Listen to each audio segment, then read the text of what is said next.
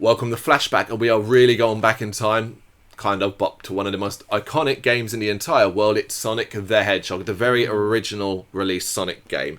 It was a platform game developed by Sonic Team, of course, and published by Sega for the Genesis/Mega Drive console. Released in North America in June 1991, and in PAL regions in Japan the following month. So 1991, we all got the most, not the most, but one of the most top 5 iconic games ever made.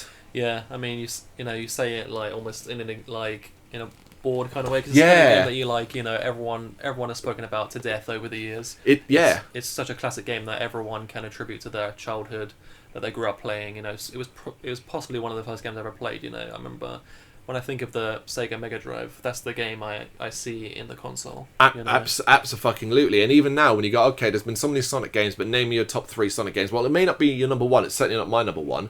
It's number 2 or 3. It's as simple as that. It is. It's a classic for that exact reason. So as always, likes, dislikes, and favourite moments, bits, scenes, bits of music. Although with Sonic the Hedgehog, this isn't going to be very, very long, because ultimately it's a platformer. Yeah. Ultimately, the likes are what everyone would like about it. I'd never played a game that was fast like that, had a level flow like that. I'm pretty sure I would have played Mario's and stuff beforehand on the SNES. Yeah, possibly. Yeah, but certainly nothing quite like this. Those bright, colourful visuals are... They wowed me more than probably Mario. I remember being a Sonic fan more than I was a Mario fan. Really? In the early days, for sure. When if you contrast the start of the games, I know it's not fair because Mario started in the NES and Sonic didn't. But you contrast Super Mario Brothers 1 and Sonic 1, the start of the franchise, and then you contrast Super Mario Brothers 2, even though that's a weird one in itself, with Sonic 2. And then Sonic 3, which is probably the one least lacking of them, against Super Mario Bros. 3. That's that's where it really changes. And then we've got modern day. Well, Mario outshines Sonic modern day quite a bit. See, it was as if Sega looked at Mario and they tried to do it. They wanted a mascot. Yeah, but they tried to do everything like as different as possible. Because Mario can be a bit like methodical, trying to make it for a level, choose the perfect jump and whatnot. But Sonic was all about getting from A to B as fast as possible. Absolutely. But with platforming challenge as well. We all remember a fucking water level. There are times when you have to take your time and make it through, like tough platforming sections. But yeah, it was a lot about speeding away from A to B. And it was a really unique experience. Yeah, and the thing is, there's not really much to say other than it's a great game overall. It's a decent length. Those colourful and bright worlds, as we talked about, great level design, a fantastic soundtrack where any of those zones could play now, and you would know exactly which zone it was. Oh, without a doubt. Without a doubt. I fucking love that. Right, dislikes though. Now here's something you kind of forget about Sonic 1, because it was only introduced in Sonic 2. Spin Dash. Doesn't exist in Sonic 1. Yeah, I mean, it's hard when you say it like that, because you kind of you mesh the two together, 1 and 2, because they're so similar, but that's an interesting feature to be missing. I mean, I'm not sure how they decided to add that into the second game, but it's obviously a great feature. It's a common feature now in any Sonic game, but the fact that Sonic 1 didn't have it is really, really strange. That's true. Yeah, I don't remember that actually. Yeah, it's one you kind of forget until you go back and play, and you're like, oh fuck, yeah, there isn't actually. Yeah, the end boss of Sonic 1, the Scrap Brain Yard, Scrap Brain Zone, Spring Yard Zone is the other one I'm thinking of, and it's where he's in that machine and they come down and you got to hit the side of it. It's really lacking, particularly when you compare it to Sonic 2's end boss, which is spectacular. Sonic 1's end boss, I don't care for it. Yeah, honestly, like when you speak about it like that, I can't actually picture it, so it can't be that memorable. No, I'll make sure I'll put the clip in, but it's just one of those where it's just like when you think of Sonic end bosses, chances are you automatically go to the massive walking Dr. Robotnik in Sonic 2, or Metal Sonic, even Sonic 3 with Knuckles.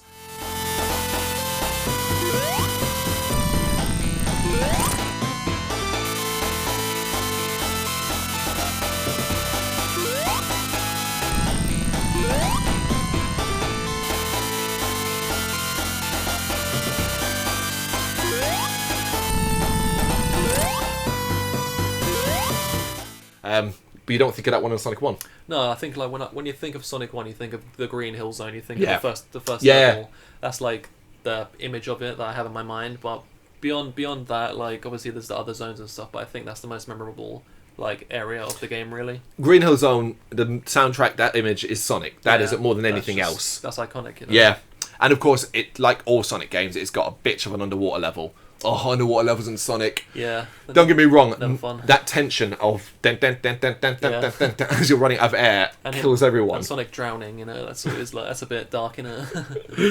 Right, favourite moment, scenes, bits of music. Not much to go on here, really. We already actually touched upon one that I would certainly mention, and it's Green Hill Zone. And I suspect, is there a more iconic level in any platformer game, in any game in the world?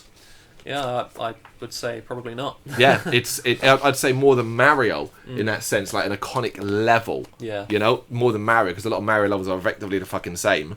I'm not sure if they have like many of them have like names the same way Sonic do. Like, what's the first level of Mario called? Like Mushroom Kingdom. 1-1. Yeah, 1-1. Yeah. It's just it's what I put it up there as that. I think it's one of those that non-gamers know. That's how big it is. And I wanted to touch upon Starlight Zone. And specifically the music of that. I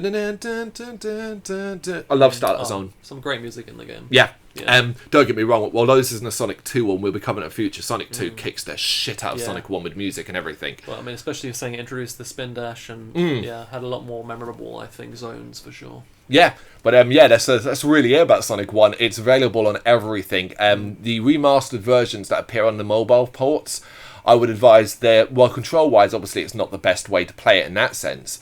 I would make sure you check it out. I think his name's Christian Whitehead. So basically he did this all on his own back originally.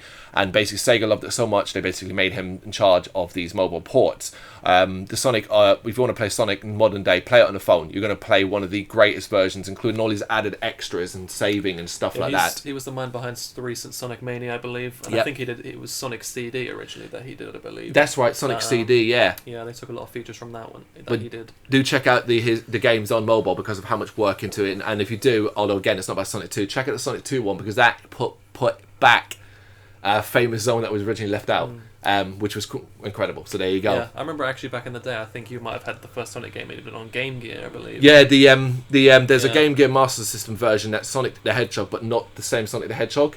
Basically, it's a bit different. I always remember. I can't remember much details about it, but I know it's not the same Sonic one. Basically, it's another version of it. I remember the level. You know, we've got we have to go past the lava streams. It's like the second one of the I think the second level we go to. And right. I think I remember seeing you play like that, like long time ago now, but.